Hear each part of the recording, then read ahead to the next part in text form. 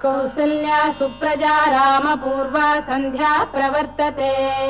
उत्तिष्ठ नरशार्दूल कर्तव्यम् दैवमाह्निकम् कौसल्या सुप्रजा रामपूर्वा सन्ध्या प्रवर्तते उत्तिष्ठ नरशार्दूल कर्तव्यम् दैवमाह्निकम् उत्तिष्ठोत्तिष्ठ गोविन्द उत्तिष्ठ गरुडध्वज उत्तिष्ठ कमलाकान्ता त्रैलोक्यम् मङ्गलम् कुरु उत्तिष्ठोत्तिष्ठ गोविन्द उत्तिष्ठ गरुडध्वज उत्तिष्ठ कमलाकान्ता त्रैलोक्यम् मङ्गलम् कुरु मातः समस्त जगताम् मधुकैटभारेः वक्षो विहारिणि मनोहर दिव्यमूर्ते श्रीस्वामिनि श्रुत जनप्रियदानशीले श्रीवेङ्कटेश दयिते तव सुप्रभातम् मातः समस्त जगताम् मधुकैटभारेः वक्षो विहारिणि मनोहर दिव्यमूर्ते श्रीस्वामिनि श्रुत जनप्रियदानशीले श्रीवेङ्कटेश दयिते तव सुप्रभातम् तव सुप्रभातमरविन्दलोचने भवतु प्रसन्नमुख चन्द्रमण्डले विधिशङ्करेन्द्रवनिताभिरर्चिते वृषशैलनाथ दयिते दयानिधे अत्र्यादिसप्तऋषयः समुपास्य सन्ध्याम् आकाश सिन्धु कमलानि मनोहराणि आदाय पादयुगमर्चयितुम् प्रपन्नाः शेषाद्रिशेखर विभो तव सुप्रभातम् पञ्चाननाब्ज भव षण्मुख वासवाद्याः त्रैविक्रमादिचरितम् विबुधा स्तुवन्ति भाषापतिः पठति वासर शुद्धिमारात् शेषाद्रिशेखर विभो तव सुप्रभातम् ईषत् प्रफुल्ल सरसीरुहनारिकेल पूगद्रुमादि सुमनोहर पालिकानाम् आवाति मन्दमनिलः सह दिव्यगन्धैः शेषाद्रिशेखर विभो तव सुप्रभातम् उन्मील्य नेत्रयुगमुत्तम पञ्जरस्थाः पात्रावशिष्ट कदली फलपायसानि भुक्त्वा सलीलमथकेलिशुकाः पठन्ति शेषाद्रिशेखर विभो तव सुप्रभातम् तन्त्री प्रगर्ष मधुरस्वनया विपञ्च गायत्यनन्दचरितम् तव नारदोऽपि भाषा समग्रमसहृत्करचार रम्यम् शेषाद्रिशेखर विभो तव सुप्रभातम् भृङ्गावळी च मकरन्दरसानुविद्ध झङ्कारगीत निनदैः सह सेवनाय वीर्यात्युपान्त सरसी कमलोदरेभ्यः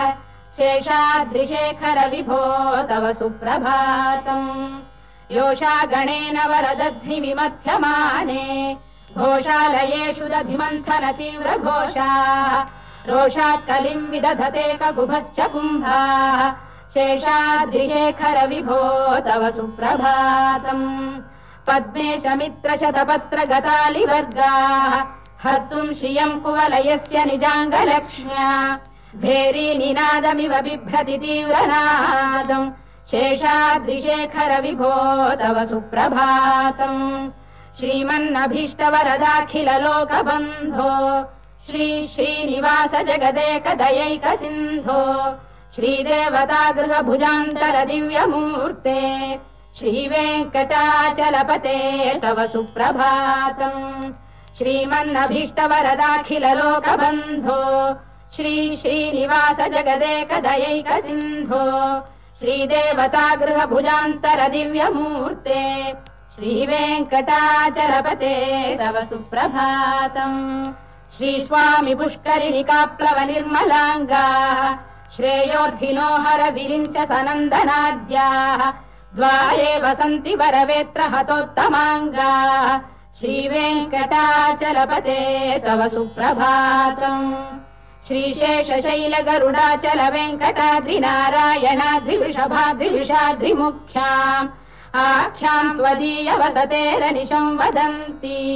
श्रीवेङ्कटाचलपते तव सुप्रभातम् सेवा पराः शिव सुरेश कृशानुधर्म रक्षोऽम्बुनाथ पवमान धनाधिनाथाः बद्धाञ्जलि प्रविलसन् निज शीर्षदेशाः श्रीवेङ्कटाचलपते तव सुप्रभातम् घाटीषु देवि खगराज मृगाधिराज नागाधिराज गजराज हयाधिराजाः स्वस्वाधिकारमहिमाधिकमर्थयन्ते श्रीवेङ्कटाचलपते तव सुप्रभातम् सूर्येन्दुभौमबुधवाक्परिकाव्यसौरिस्वर्भानुकेतुदिविषत्परिषत्प्रधानाः त्वद्दासदासचरमावधिदासदासाः श्रीवेङ्कटाचलपते तव सुप्रभातम् त्वत्पादधूलिभरितस्फुलितोत्तमाङ्गाः स्वर्गापवर्गनिरपेक्ष निजान्तरङ्गाः कल्पागमाकलनयाकुलताम् लभन्ते श्रीवेङ्कटाचलपते तव सुप्रभातम् त्वद्गोपुराग्रशिखराणि निरीक्षमाणाः स्वर्गापवर्गपदवीम् परमाम् श्रयन्तः मर्त्या मनुष्य भुवने मतिमाश्रयन्ते श्रीवेङ्कटाचलपते तव सुप्रभातम् श्रीभूमिनायक दयादिगुणामृताब्धे देवादिदेव जगदेक शरण्यमूर्ते श्रीमन्ननन्त गरुडाधिभिरर्चिताग्रे श्रीवेङ्कटाचलपते तव सुप्रभातम्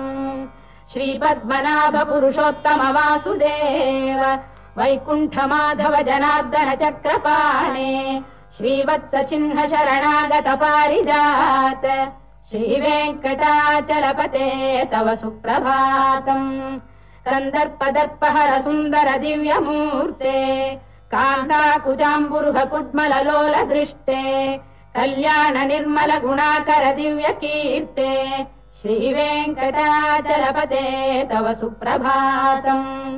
मीनाकृते कमठकोल नृसिंहवर्णिन् स्वामीन् परश्वत तपोधन रामचन्द्र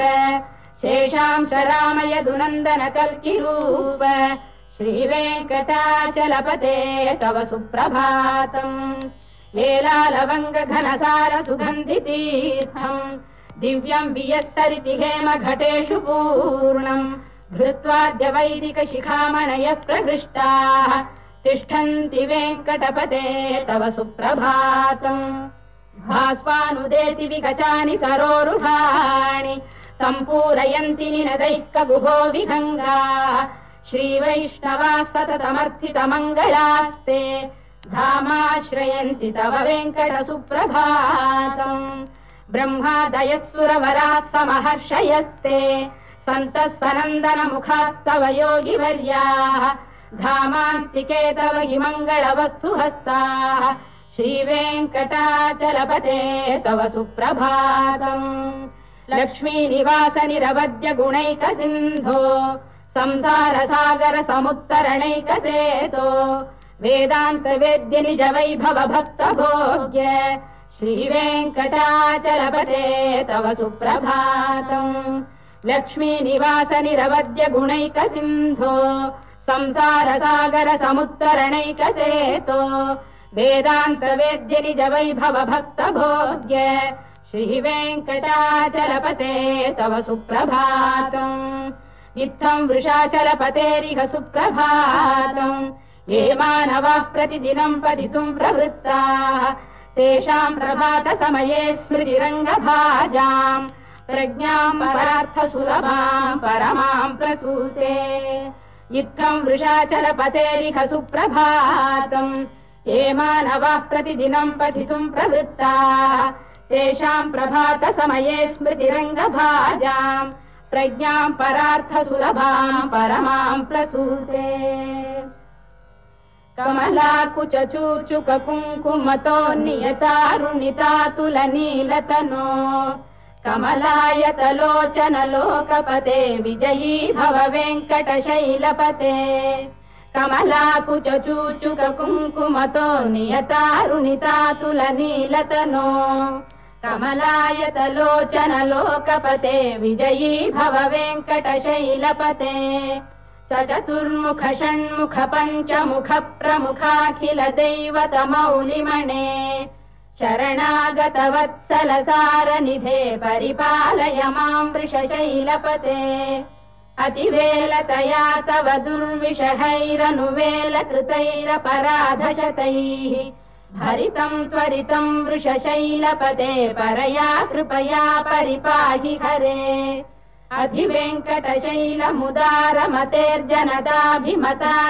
अधिवेङ्कटशैलमुदारमतेर्जनदाभिमताधिकदानरतात् परदेवतया गदितान्निगमै कमलादयितान्न परम् कलये कलवेणुरवावशगोपवधू शतकोटिवृता स्मरकोटिसमात् प्रतिवल्लविकाभिमतात् सुखदात् वसुदेवसुतान्न परम् कलये अभिराम गुणाकरदाशरथे जगदेकधनुर्धर धीरमते रघुनायक राम रमेश विभो वरदो भवदेव दया जलधे अवनीतनया कमनीयकरम् रजनीकर चारुमुखाम्बुरुहम् रजनीचर राजतमो मिहिरम् महनीयमहम् रघुराममये सुमुखम् सुहृदम् सुलभम् सुखदम् स्वनुजम् च सुखाय ममोघशरम् अपहाय रघुद्वहमन्यमहम् न कथञ्चन कञ्चन जातु भजे विना वेङ्कटेशम् ननाथो ननाथ सदा वेङ्कटेशम् स्मरामि स्मरामि हरे वेङ्कटेश प्रसीद प्रसीद प्रियम् वेङ्कटेश प्रयच्छ प्रयच्छ विना वेङ्कटेशम् ननाथो ननाथ सदा वेङ्कटेशम् स्मरामि स्मरामि हरे वेङ्कटेश प्रसीद प्रसीद प्रियम् वेङ्कटेश प्रयच्छ प्रयच्छ अहम् दूरतस्ते पदाम्भोजयुग्म प्रणामेच्छयागत्य सेवाम् करोमि सकृत्सेवया नित्यसेवा फलम् त्वम् प्रयच्छ प्रयच्छ प्रभो वेङ्कटेश अज्ञानिना मया दोषानशेषान् विहितान् हरे क्षमस्वत्वम् क्षमस्वत्वम् शेषशैलशिखामणे अज्ञानिना मया दोषानशेषान् विहितान् हरे क्षमस्वत्वम् क्षमस्वत्वम् शेषशैलशिखामणे ईशानाम् जगतोऽस्य वेङ्कटपतेर्विष्णोः पराम् प्रेयसीम् तद्वक्षस्थलनित्यवासरसिकाम् तत्क्षान्तिसंवर्धिनीम् पद्मालङ्कृतपाणिपल्लवयुगाम् पद्मासनस्थाम् श्रियम् वात्सल्यादिगुणोज्ज्वलाम् भगवतीम् वन्दे जगन्मातरम् ईशानाम् जगतोऽस्य वेङ्कटपतेर्विष्णोः पराम् प्रेयसीम् तद्वक्षस्थलनित्यवासरसिकाम् तत्क्षान्तिसंवर्धिनीम् पद्मालङ्कृतपाणिपल्लवयुगाम् पद्मासनस्थाम् श्रियम् वात्सल्यादिगुणोज्ज्वलाम् भगवतीम् वन्दे जगन्मातरम् श्रीमन्कृपाजलनिधे कृत सर्वलोक सर्वज्ञ शक्तनतवत्सल सर्वशेषिन् स्वामिन् सुशील सुलभाश्रित पारिजात श्रीवेङ्कटेश चरणौ शरणम् प्रपद्ये श्रीमन्कृपाजलनिधे कृत सर्वलोक सर्वज्ञ शक्तनतवत्सल सर्वशेषिन् स्वामिन् सुशील सुलभाश्रित पारिजात श्रीवेङ्कटेश चरणौ शरणम् प्रपद्ये आनूपुरार्पित सुजात सुगन्धि पुष्प सौरभ्य सौरभकरौ समशन्निवेशौ सौम्यौ सदानुभवनेऽपि नवानुभाव्यौ श्रीवेङ्कटेश चरणौ शरणम् प्रपद्ये सद्यो विकासि समुदित्वरसान्द्र राग सौरभ्य निर्भर सरोरुह साम्यवार्ताम् सम्यक्षु साहसपदेषु विलेखयन्तौ श्रीवेङ्कटेश चरणौ शरणम् प्रपद्ये रेखामयध्वज सुधाकलशातपद्रवज्राम्बुशाम्बुरुह कल्पक शङ्ख चक्रैः भव्यैरलङ्कृततलौ परतत्त्वचिह्नैः श्रीवेङ्कटेश चरणौ शरणम् प्रपद्ये ताम्रोदरद्युति पराजित पद्मरागौ बाह्यैर्महोभिरभिभूत महेन्द्र नीलौ उद्यन्नखांशुभिरुदस्त शशाङ्कभासौ श्रीवेङ्कटेश चरणौ शरणम् प्रपद्ये सप्रेम भीति कमलाकर पल्लवाभ्याम् संवाहनेऽपि सबदिक्लममादधानौ कान्थाववाङ्मनसगोचरसौ कुमार्यौ श्रीवेङ्कटेश चरणौ शरणं प्रपद्ये लक्ष्मीमही तदनुरूप निजानुभाव नीलादिदिव्यमहिषीकर पल्लवानाम् आरुण्य संक्रमण तक्किल सान्द्ररागौ श्रीवेङ्कटेश चरणौ शरणं प्रपद्ये नित्यानमद्भिः शिवादि किरीटकोटि प्रत्युक्तदीप्त नवरत्न महप्ररोहैः नीराजना विधिमुदारमुपादधानौ श्रीवेङ्कटेश चरणौ शरणं प्रपद्ये